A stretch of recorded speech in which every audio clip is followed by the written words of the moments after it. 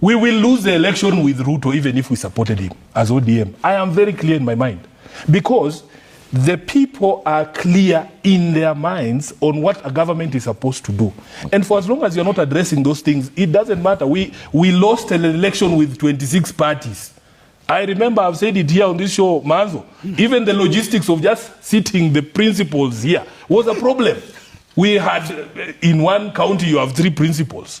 One county, like Meru, you remember we had Kraitu Murungi, we had Munya, all of them are principals. But we still came up short. That tells you that if you don't deliver on your promises, if institutions such as the Catholic Church are calling you out for a culture of lies, you have unkept promises, you are kidnapping young people, I am telling you it doesn't matter who supports you. Okay. You will still lose the election. Speeches from some of the leaders that you've mentioned. And of course, I saw what the Honorable Kamket said, and also the Honorable Oscar Sudi. The truth is that we know now that they understand that this thing, it is irreversible now. The damage that this government has done to its own reputation is irreversible. They know that there is very little that can be done between now and 2027 to reverse the fortunes of this regime. So you can see that they have become irritated, agitated. The young Kenyans on social media have succeeded in getting under their skin. If you go to a function and speaker after speaker is only talking about social media and curtailing the freedoms of the young people, lecturing us about respecting other people, and yet these are some of the vilest politicians on the mic. They themselves cannot show you the respect that they want other people to show them. So for me, it is the clearest indication, and I want Kenyans to take confidence in the strength of our constitution to defend itself. Nobody can stand somewhere and tell us they will manufacture another president for 24 years. It will not happen. Honorable Kamket should be told. It will not happen. This is not 1980. This is not the generation that they used to sell fear to. The Kenyan of today is a Kenyan who understands the constitution, their rights. They know for a fact that you cannot impose yourself on Kenyans. I am telling you, the only way for any elected leader to win re-election is to do the things you promise to do for Kenyans, is to make the lives of Kenyans better. Now that they understand that it is going to be impossible for them to deliver on any of the promises that would make Kenyans look at them favorably, they are now openly threatening to violate the constitution and the rights of Kenyans and to try and force themselves upon the people. As a person who was in the campaigns in 2022, when we were being backed by a sitting president, these are not strange pronouncements. They are very familiar, because there are people in our camp who used to speak the way Kina Kamketa speaking and telling the country, oh, hii kitu imeenda, oh, there's nothing you can do, tutanyorosha wewe, hatuwezi kuachia mwizi. But I'm telling you, with the sort of anger that Kenyans have, the day a Kenyan is given a ballot paper like this, once he crosses against your name and puts it in the ballot box, that's the end of the day. That's the end of everything. So I want to assure Kenyans that this chest stamping should not scare anybody. Just come out and express yourself. Speak, because these constitutional freedoms that we enjoy, they were very hard fought. They were fought for by blood and sweat. You know, you can see that there's a lot of nostalgia from the old Kanu Hawks to go back to those days where you could just abduct someone and throw them into a prison without trial. But at least that was the law then. It was legal. There was a law that backed that detention without trial. But that law does not exist anymore. The Constitution now requires that if you arrest somebody, you have to produce them to court within 24 hours and charge them. And you have to demonstrate to the magistrate why you need to hold them in custody. The reason why they are abducting these young people is because there is no law that exists that says you cannot insult a leader. There is no law that says that you cannot insult the president. In fact, our High Court has already said that the freedom of expression extends to insults. The freedom of expression does not mean I have to be nice to you. It doesn't mean that I am forced to say things that you want to hear. Freedom of expression means I have to speak the way I see things. And instead of them addressing, why are Kenyans so angry? How did we get here? Because after the president was elected in 2022, by all accounts, William Ruto was one of the most popular politicians in the country. What did he do in the intervening period to lead to a place where he's being insulted left, right, and center?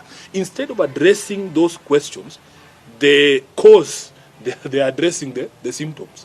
And I can tell you, for as long as your policies and the actions of your government continue to make life more difficult for Kenyans, for as long as you don't demonstrate respect for the people, for as long as your court jesters, the ones you are talking about, are speaking to Kenyans in the way that they are speaking to them, then nobody's going to respect you. Respect is earned. It's not something you force. You cannot force people to respect you. Respect is earned from how you conduct yourself, how you relate with people, how you demonstrate respect for the people as required under Chapter 6 of the Constitution. So unfortunately for him, he is surrounded by people who have decided that they have to tear him down. They're going to take him down. If there's anybody to be blamed for the one-term presidency of Ruto, it will be Kamket, it will be Oscar Sudi, and the likes who are surrounding him there, giving him bad advice, including my uncle Atwoli. There is a huge difference between leaders and politicians. Politicians are liars. Leaders tell the truth. Politicians beg people to get them into office. Leaders are begged by people to enter into office. Politicians worry about the next election. Leaders worry about the progress and the vision of the country. Politicians measure success by material gain that they got from stealing from the public, of course. Leaders measure success by the progress of the country. Politicians are populist in their developmental plans. Leaders do the right thing. Even when people don't see the point presently, they'll see it in the future. Politicians hire people who are incompetent. Politicians hire people who are useless. Politicians surround themselves with people who, with yes men for self-aggrandizement. But leaders surround themselves with people who are even more intelligent than him or her. Leaders surround themselves with people who are even more competent than him or her. Leaders surround themselves with people who are willing to challenge the leader. That's the difference between a politician and a leader. In short, what I'm trying to say is that we have many politicians. We have little to no leaders. We should strive, we as the African race should strive for leadership over politicians. Leadership over politics, and I think that should be the mantra. That should be the hashtag, leadership over politics. I'd rather take a poor politician who happens to be a good leader than a good politician who happens to be a poor leader. In politics, you must understand the following. 1, nobody has your interest. 2, everybody is chasing their interests. 3, dealing with politicians is like sleeping with tigers. You must always have your eyes wide open. 4, and this is one of my favorites. In any political equation, there's always someone being used. If you look around and you can't find that person, then it is you. 5, serving politicians is like a bandage on a wound. Once the wound is healed, your usefulness ends. 6, in politics, never will more than the bereaved. They will get the reward while you inherit their enemies. 7, in politics, in any event, if other interests conflict with your interests and you have to choose, always choose yours. Number 8, never cross oceans for politicians. You may drown. And it goes on and on. What is the difference between the ordinary thief and a political thief? Number 1, the ordinary thief steals your money, your bag, your watch, and your jewelry, isn't it? But the political thief steals your future, your career, your education, your health, and your business.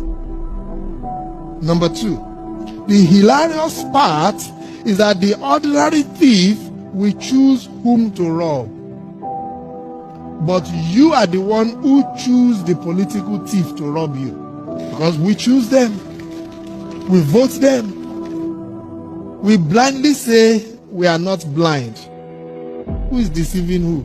The ridiculous part of the whole issue is that we will fight to defend and protect our belongings from the ordinary thief.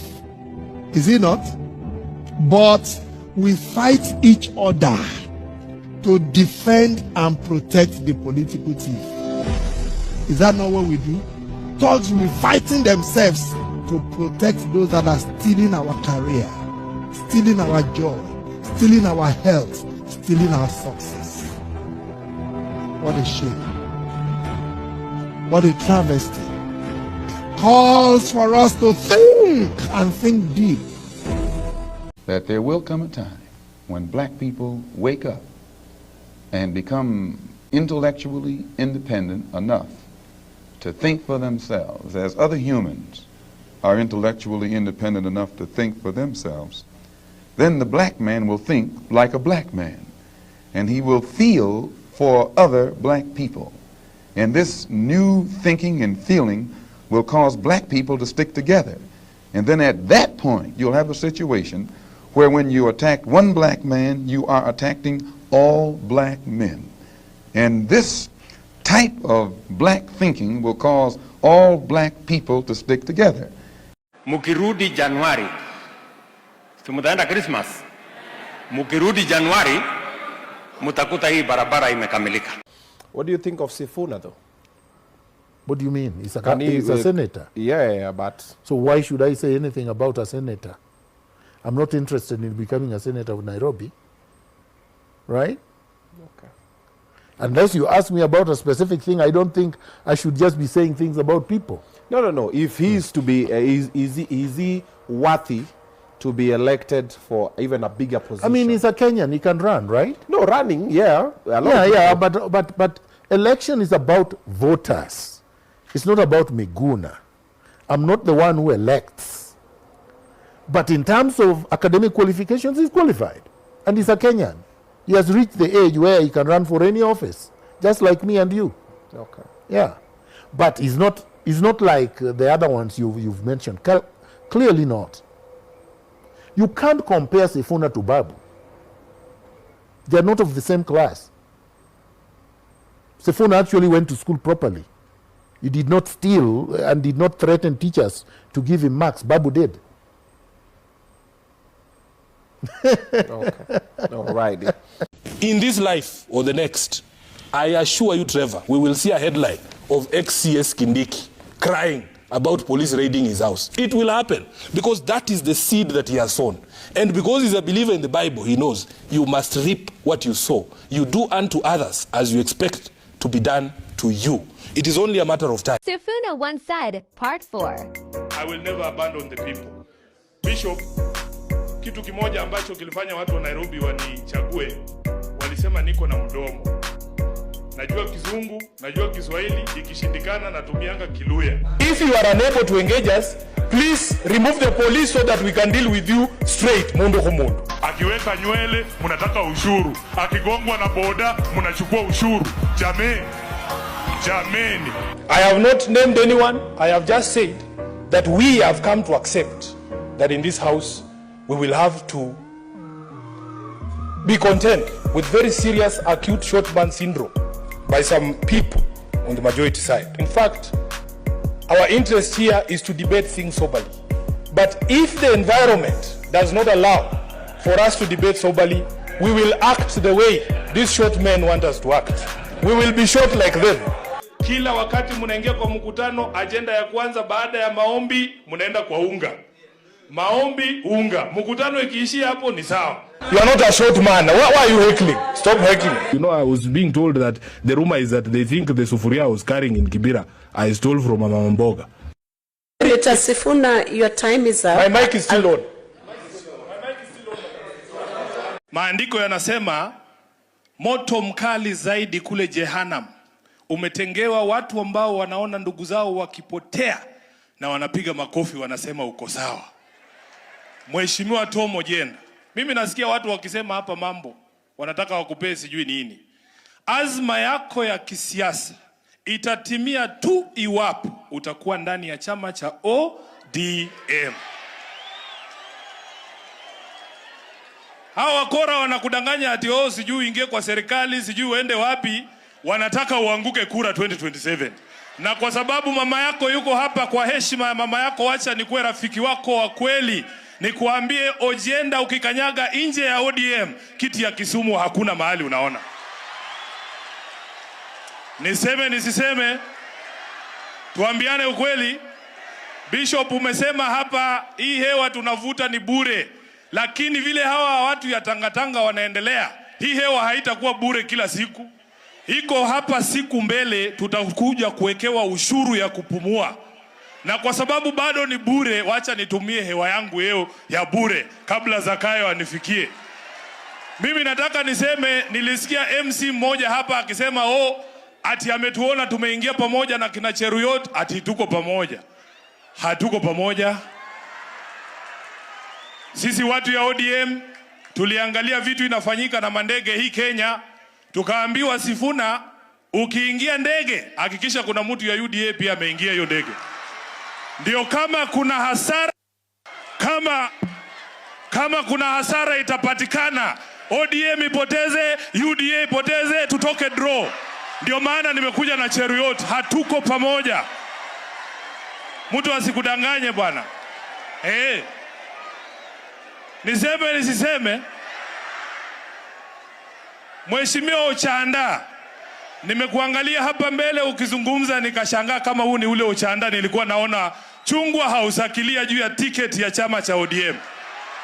Sikutambui tena ndugu yangu, wewe umekuwa mtu tofauti sana, kwa sababu safari ya watu wa ODM, chama chetu baba amekijenga juu ya msingi ya kutetea wananchi hawa ndio wadosi wetu hawa. Mheshimiwa Ochanda, wewe unakuja unatuambia ati tunahitaji ushuru kwa sababu ya barabara. Hiyo barabara iko wapi? Edi amekutajia hapa budget ya saa hii haina barabara. Unatuambia JSS walimu wameandikwa kutoka hata na serikali ya Moi, hakuwa anatuletea hii ushuru mnatuletea. Mimi nikisoma hii budget Ochanda, najua hujasoma, ndio maana unasema hii vitu. Naangalia hii budget. Rafiki zako wa State House wamejiongezea bilioni 1.2 ya chai na mandazi State House. Usituambie mambo ya barabara. Ameongeza shilingi 678 million shillings ati inaenda kwa ofisi ya Gashagwa. Nyumba tulijenga na shilingi milioni 400, mnaenda kuripea na shilingi milioni 600. Shame on you. Mnatuambia nini bwana? What are you telling us? Bishop, usione damu inachemuka, hivi ndio nakuanga. Na lazima tuambiane ukweli hapa. Treasury wale wanatukandamiza, wanaleta hizi ideas za kukandamiza wananchi, wamejiwekea bilioni 6 ya chai na mandazi. Ndio kina Ndii wakule huko wakinona wanatutapikia.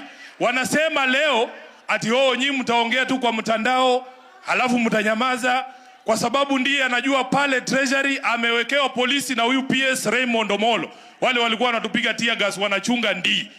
Wanajua tukienda pale watatupiga risasi. Tunataka huyo Ndii atoke nje, aongee akiwa kwa barabara, atusi wa Kenya jinsi ambavyo wanatusi wananchi.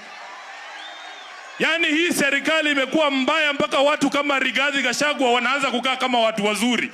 Mpaka yeye ndiye anawaambia muache kuonyesha wananchi madharau. Inawezekanaje Rigathi ndiye ana akili kwa hii serikali? Inawezekanaje? Kwa hivyo mimi nataka niseme kama katibu mkuu wa chama, jana nimeketi nikaandikia wabunge wetu wote 86, nimesign na hii mkono mimi mwenyewe 86 letters. Huyu mkwasi wangu mbunge wenu hapa wa Nyakach Aduma amepata hiyo barua.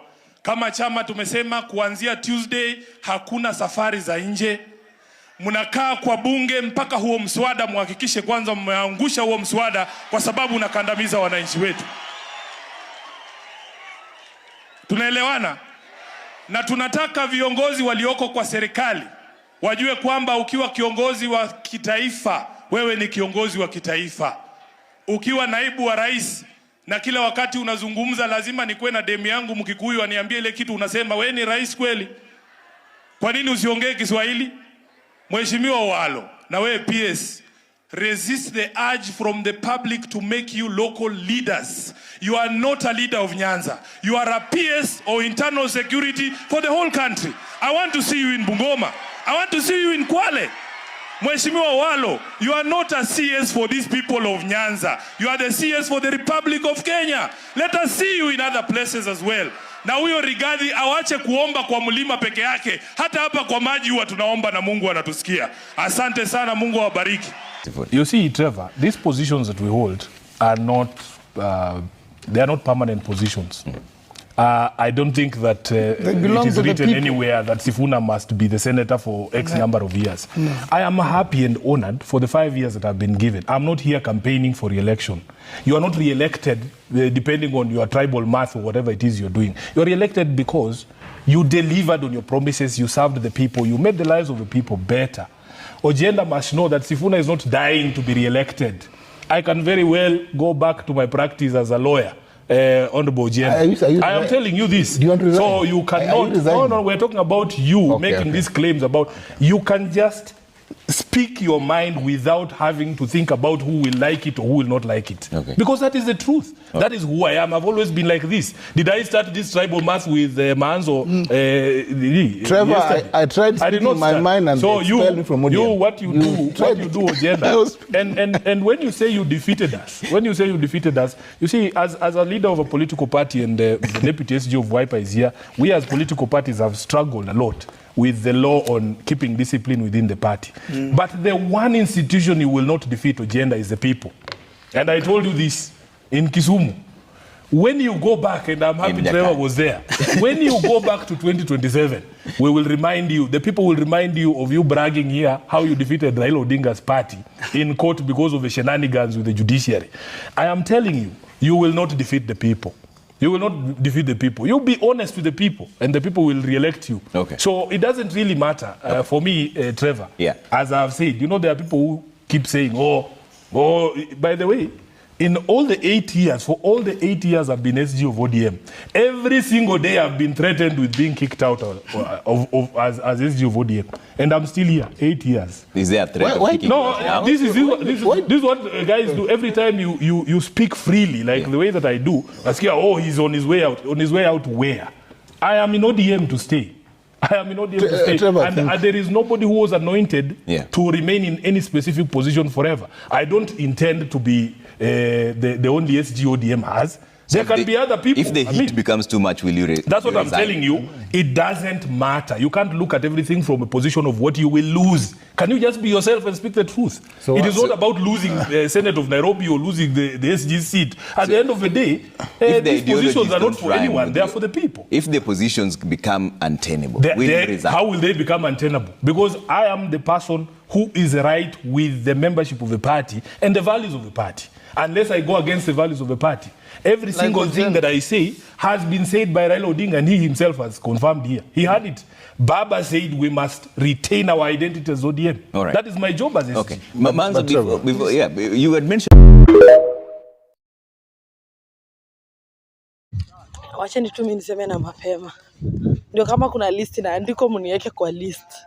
I can't wait to reject Finance Bill 2025.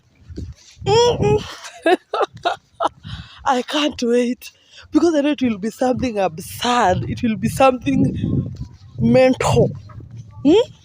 I can't wait. Mneke kwa list jameni. List ya reject. Majenzi mko. Kazi mnafanya kwa mtandao ni mzuri sana. Na tunapongeza nyinyi. Na muendelee. Mtaendelea. Lakini mtandao peke yake haitoshi. Tunataka mjiandikishe kama wapiga kura.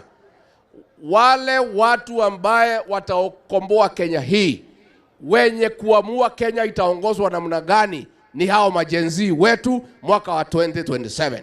Lakini hamwezi amua Kenya itakaa namna gani kwa simu peke yake.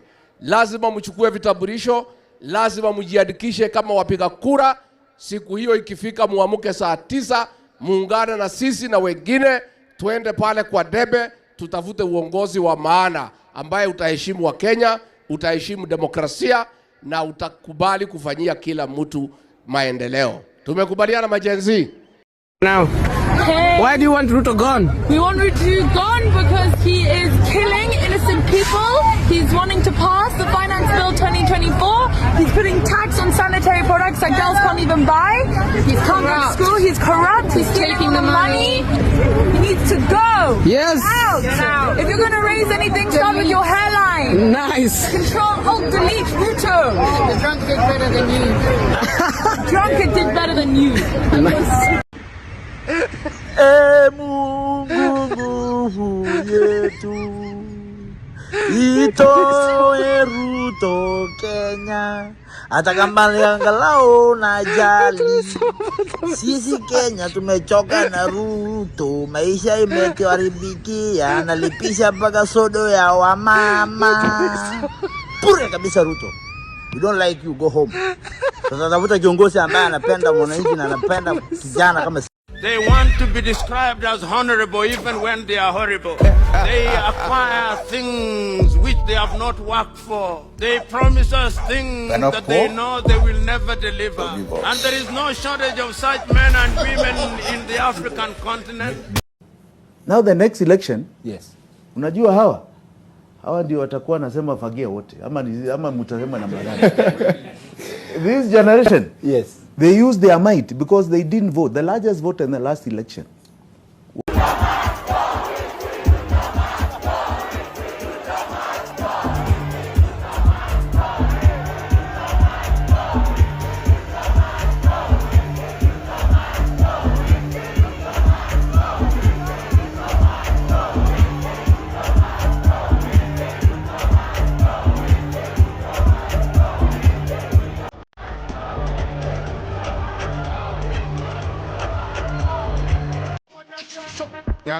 You like me, why them a fight me. You like me, chewing a bone, a bite it. You like me, chewing a bite it. Don't like, power on you. When I trust them, when I trust them, even if we put them. When I trust them, you find not of them. When I trust them, when I trust them, what they are, I soak them. In Panda, me say, you bust them.